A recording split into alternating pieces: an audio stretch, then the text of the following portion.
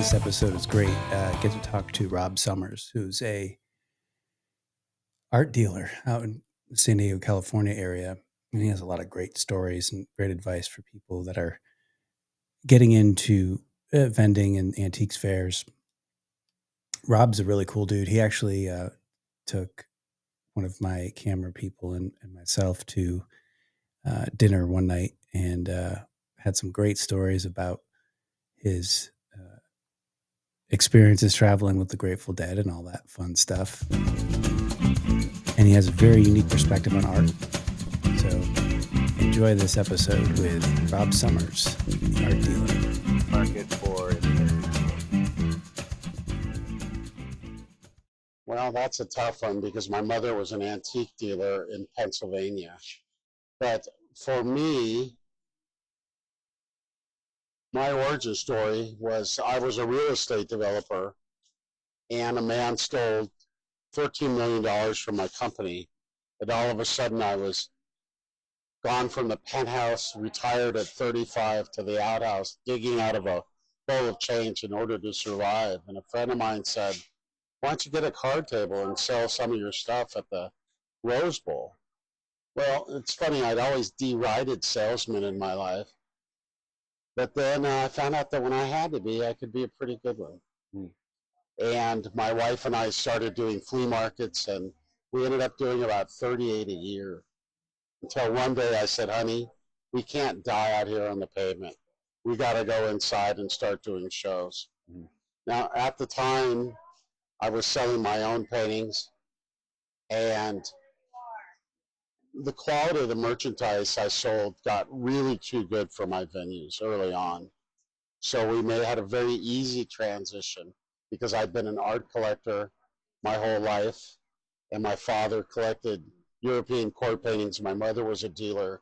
So I had a pretty easy transition into this life, which has served me very well for the last 35 years. So when you noticed your stuff was too good, how did that change your philosophy on how you're going to deal it? When I first started dealing, it was really hard to spend $10 or $20 on something.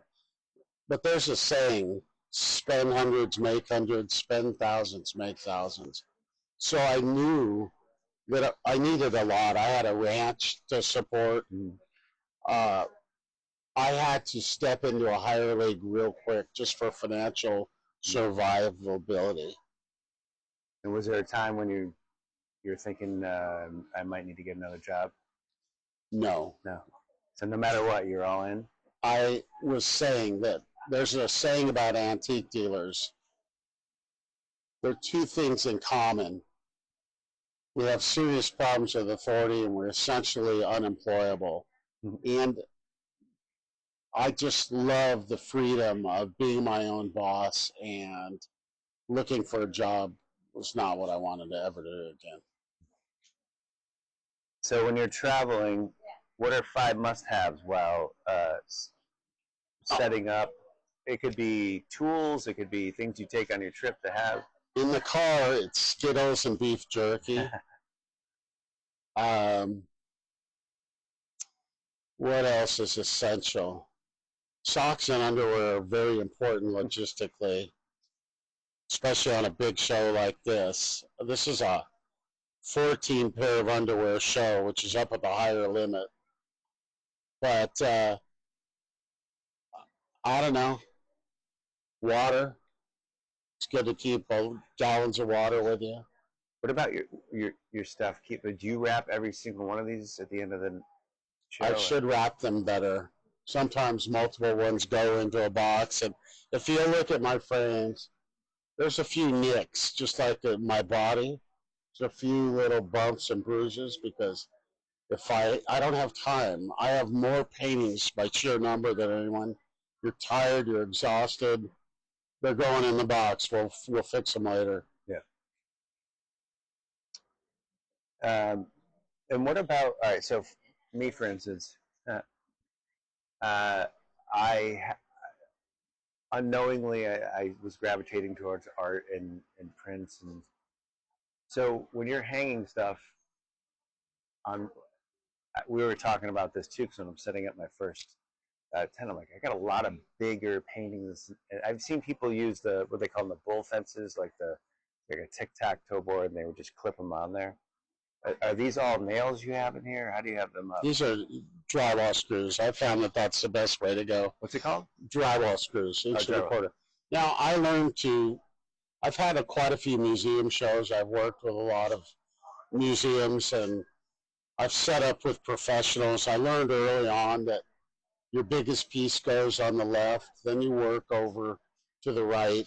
Um, Matching frames is sometimes more important than matching painting content. Yeah. I like to uh, read things together historically, but also keep works on paper, drawings, and watercolors, things under glass, usually separate than the oils. You see, most of these are oil paintings here, and we have prints over here. So I segregate these things in my particular area. One funny thing is I'll go to shows, see people with levels and measuring.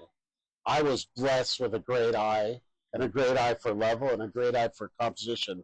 So one thing I know how to do is hang a booth. Mm-hmm. And I laugh at people that use levels.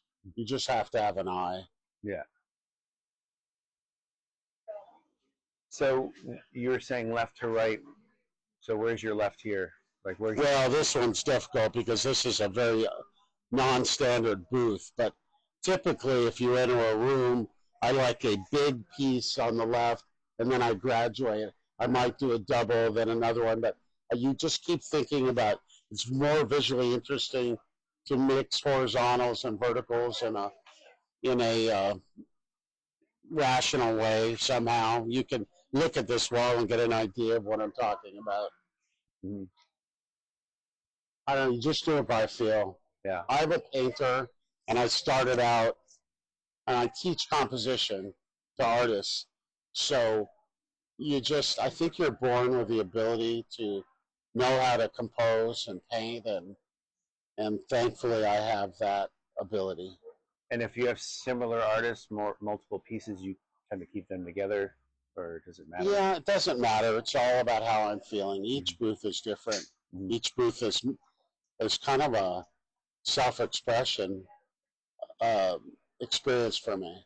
Yeah.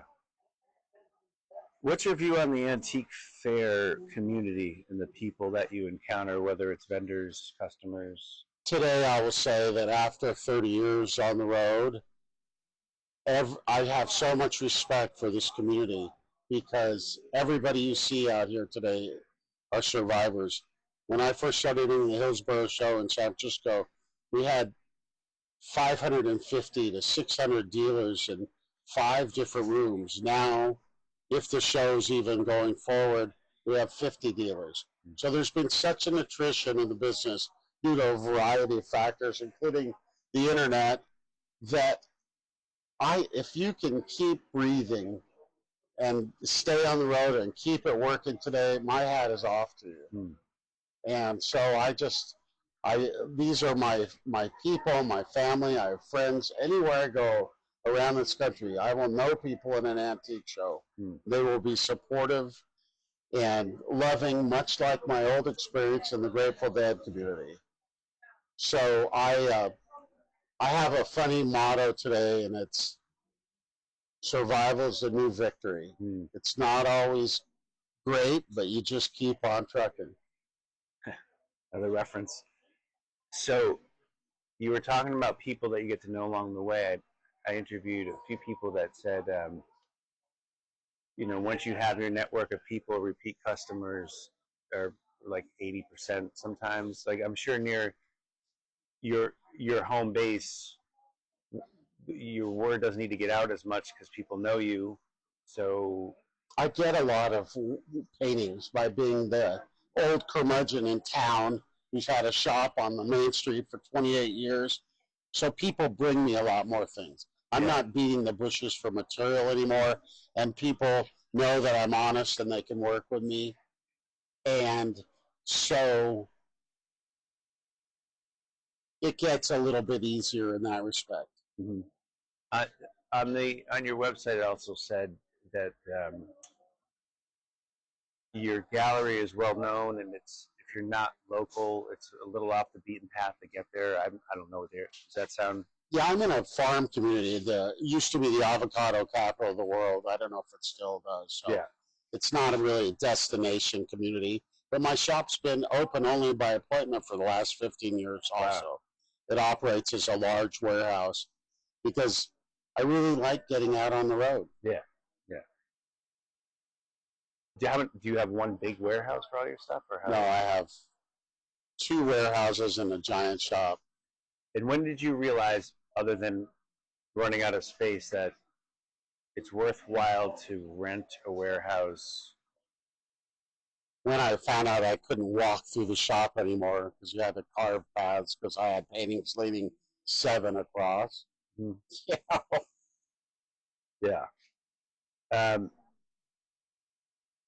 When you are looking for artwork, what's your, let's say, a Achilles heel or kryptonite of something that's not typical, like you were mentioning these, but when you see it, you're not in the market for it, but you always get it? You know, I'm a weird kind of guy. I buy for myself, and if other people happen to like my aesthetic, that's fine.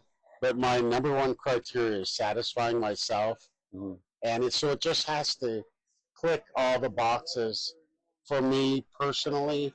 I was in a woman's booth the other day, and who had about 50 paintings on the wall, and I showed her the 3 I loved the best. Those were the 3 that didn't sell in her booth.